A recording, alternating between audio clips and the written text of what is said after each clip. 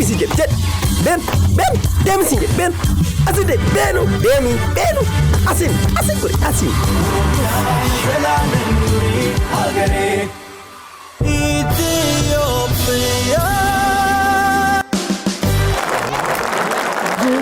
ይገልጽሻለይ ድንቁ ብልሽ ይገልጽሻለይ ማጣሁልሽ የኔስ ዱፌት ሲርባጅራ መቼም ዱፌት ሲርባጅራ ፉልድረ ኬኛ ዳበቴ ሻል ጌታ ስማጣሁልሽ የኔ ስጦታ ሁሉን ሙሉ አርጎ ፈጥሮሻል ጌታ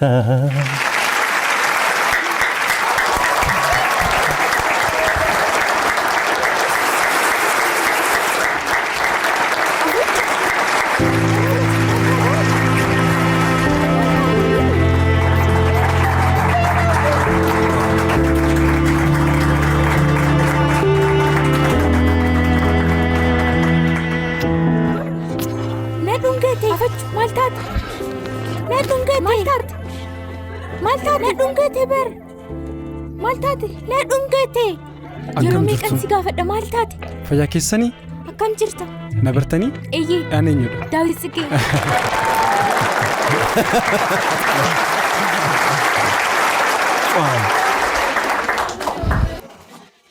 Heeraaniiko Oko kunoo har'a qaamaan dhufe eeyyee argadheeni jira Wayyoo akkam namatti tola namatti tola Eshoo sagalee isaa yeroo dhageessu maaltu sitti dhagahame Afachuu sagalee mataa isaa dhageessisa Kunooti jedhi gaa haasofsiise taa'ee jira kunoo akkam jirtu heeranii fayyaa keetii nagaa keetii akkam Solii fayyaa keetii Sol maal taate naasofsiiste Sol fayyaa keedhaa'u akkam jirta Afachuu maal taate kan akkanatti badde amma qaamaan nan badde miti baay'ee dhiifama guddaa viidiyoo keessan ilaaleera ergaan keenya si dhaqqabeera nagaheera giiftii ko baay'ee sinan galateeffadha waan na jaallattaniif maaliif mana keenya dhuftee hin jiraattu nan dhufa waliin jiraanna tolee mee mucaa kanaaf fira maaloo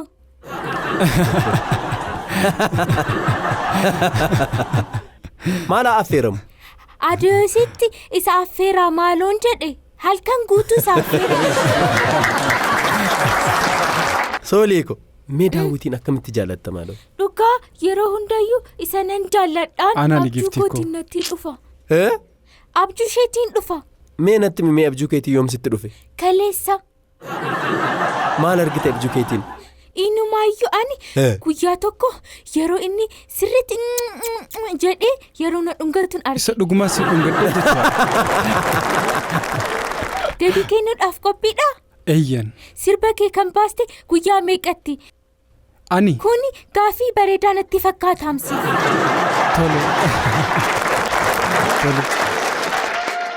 albamii koo kanan baas yeroo tokko guyyaa tokko qofa tokko guyyaa tokko qofa albama tokko hunduma isaa sirboota 10 kan qabate CD tokko kan baase kan koo kan ta'e isa dura garuu kan artistoota biroo nan taphadhan ture qaxaleedha isa dhugaatti baay'ee eebbifamaadha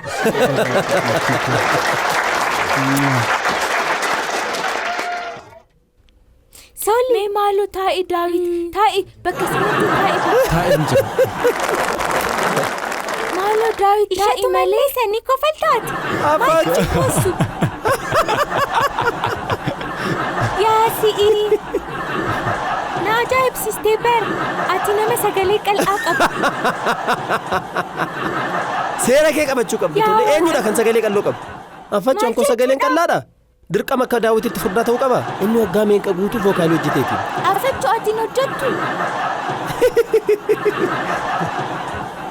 amma akkas jalaan deemne haasofsiisi daqiiqaa muraasa qaba hojii baay'ee isa dhiphisurraa dhufe inni isiniin kabajeetiin dheerina fageenya tokkorraa dhufee sitti argame eeyyee nan beeka karaa meeqa deemnee dhufne bara kanaafuu haasofsiisitii wal gaggeessaa tole Solii maal gaafatta ani si jalaan siqa kottu as taa'i anachi taa'u si jalaan siqa kottu taa'i tole nu bira taa'i kottu ila kunoo Daawit ati amma ati maal gochuu akka qabdu sirriitti beekta miti eessa akka jiraattu nutti miti dhufeensi ilaala mana ana bukkee dhuftu isa dhugaati tole Yeroo dhuftu barkanna dhungate shatu mallasanatti fakkaatee ture.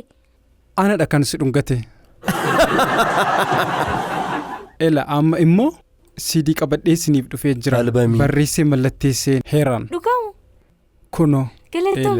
Heeraan toshumiidhaaf jaalalaa fi kabaja guddaadha. Sin jaalladhaa na jira. Tole. Sin galateeffadha galatoom. Heerru baay'een isa jaalladha bar. Dhugaa. Anis baay'ee sin jaalladha. Onni jira dhugaa. Kottu sin dhungadha. Fuuldura keenyatti nu dhungachaa nuuf sirbite. Sini sirbeera. Sini sirbeera. Jaallattaniittu? Ati nama baay'ee eebbifamaadha. Tole. Yeroo hundayyuu hin badiin tole. Tole. Adiyoos nooliin deemta. Eessa? Adiyoos. Tole. Adiyoos nooliin deemta. Adiyoos tidhaka. Lakkoofsa argite dhugaa sirriitti gammadda. Isheedhaa bilbila kee kenni. Tole ittan hima. Lakkoofsa bilbilaa kee naaf kenni. Tole. Sinifan kaa. Salphaadha. Lakkoofsa koo sinifan kaa naaf bilbila. Tole. Daawwattoota keenya nu kabajeetiin as dhufe Daawit Tsiggeetiin sirriitti naaf galateeffadhaatiin naaf gaggeessa. Nagaa naaf ta'a. Baay'ee si galateeffadha. Nuuf jira. Tole. Si galateeffadha. Nuuf jira waaqayyo isa eebbisa. Si galateeffadha. Daawit Tsiggee. Halluun alaabaa Itoophiyaa maal fa'i? Magariisa, keelloo, diimaa. Baay'ee gaarii. Moodelli maalidha? Moodelli moo? Intala bareedduu wayii. Nadhiin maaliin? Nadhiimoo? Nadhii dammaa. Dadhabaan maalidha? Dadhabamoo? Kan taa'ee ooluu. Maaltoo qaaleedha? Qaaleensa jireenyaa kan jedhamu. Zayitaa. Ijoollee waggaa 5 sagalee tokko immoo jarana maal taatan maaloo warri mootummaa ni banne bishaan eenyutu nuuf kenna? Waaqayyo. Namni zayitii leetira 5 manaa qabu tokko ollaasa hin qabneef qooduuf dirqama qaba. Eeyyee waliif qooduu. Akkasii. Ni beektamiti qaaleensi jireenyaa baay'ee dabaleera. Kanaaf ani maaliifan zayita bitee warra ollaatiif hira? Sharing is happiness kanaafidha kaa.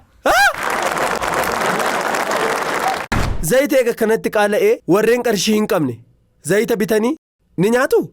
Hin qabu. Shiroo zayita hin qabne. Bishaan kan waaqayyooti jettaniitu dura. Akkas taanaan bishaan isa saamsamaa kan nuti dunkaanarraa binnu eessaa waraabaniiti kan nuuf kennan? Lagarraa. Akkas taanaan bishaan golgame kan dunkaanarraa binnu maaliifin akkasitti nutti gurguru? Mi'a kan ta'e moo? Haayilaandiidhaan waan ta'eefika. Abbaay kan eenyuuti? Abbaay. Kan kooti. Adda baafadha lamaan keessaa kan eenyuuti? Kan biyya kooti. Biyyoonni kan biraa abbaay kan keenya jedhan eenyu fa'ime? Igiptii Buddeenni isaa argama? Qotee bulaarraa. Hoolonni kan mataa isaanii gadi qabanii deemaniif maaliif? Horii waan ta'aniif. Yoomidha reediyoodhaan kan fiilmii ilaalamu? Raadiyoodhaan hin ilaallamu. Kanaaf? Televezyiiniidhaan ilaallama malee gurbaa. Tole immoo gaaffii viidiyoon isin gaafadha. Loomii dhamdhamtanii beektu? Eeyyee raacha namaa gubaa. Qabsiistuu fuudhee seenaa? Lakki akkas miti. Akkamitti nama gubaree? Uumamni akkasidha bara obboleessa koo. Sooleeko. Loomii yeroo dhamdhamtu fuulli kee akkam ta'a? Biyya kee Itoophiyaadhaaf maal hawwitamee heeraan? Nagaa. Sooliyaana? Jaalala. Daawwattoota keenya jaalatamoo amma gara gaaffii seenaatti ceenaa. Abbaa isaanii obbo Firdaawwaq Awwaqee fi haadha isaanii aadde Taaddasach Ayyaalee bara 1948tti godina Baalee Gobbaa aanaa Gaamaa Xajjaatti dhalatan. Barumsa isaanii sadarkaa tokkoffaa mana barumsa Adaabbaa aanaa Adaabbaatti baratan. Barumsa isaanii sadarkaa lammaffaa ammoo mana barumsa Gobbaa Gaarabaatuu bara 1966tti xumuran. Bara 1967tti immoo dhaabbata barnoota barsiisotaa Harariitti osoo barachaa jiranii waliin guddachuu kaka'umsa jedhuun gara Ogaaden qabrii daariitti adeeman. Turtii waggaa 1.8 booda gara barnoota isaaniitti deebi'anii bara 1969 onkololeessa tokko Baalee aanaa Kokosaatti mana barumsaa sadarkaa tokkoffaa Heebbanootti barsiisaa Ingiliffaa fi qonnaa ta'anii waggaa 3 tajaajilan. Bara 1972tti mana barumsaa sadarkaa tokkoffaa aanaa Dabbaatti argamutti barsiisaa Ingiliffaatiin waggaa 3 barsiisan. Bara 1975tti mana barumsaa Dabbaatti waggaa 1 eega barsiisanii booda akka guutuu biyyaatti meedaala warqee badhaafaman. Bara 1976tti mana barumsaa Danabbaatti waggaa 2 barsiisan. Bara 1975tti gara waajjira barnootaa kan aanaatti gargaaraa pilaanii fi istaatiksii ta'anii waggaa 6 tajaajilan. Bara 1983tti gara aanaa Gannaalee magaalaa Dodolaatti mana barumsaa sadarkaa tokkoffaatti barsiisaa Ingiliffaa ta'anii waggoota 20 barsiisan. Bara 2008 adoolessa 7 soorama bahan. Garuu ammoo gara Finfinneetti dhufanii Harmonies Life School keessatti waggaa 6 tajaajilaa jiru. Maanguddoon umurii 68 kunii fi waggoota 44f barsiisaan dhaloota bocaa jiran kun eenyu jedhamu? Nuti hin beeknu. Isin isaan hin beektan. Baay'ee gaariidha.